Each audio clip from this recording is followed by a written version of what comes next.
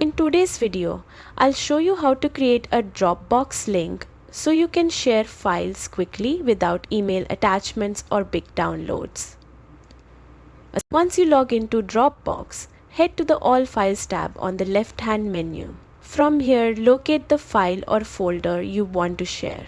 Next to it, click the three dots icon to open more options. Select Create Link.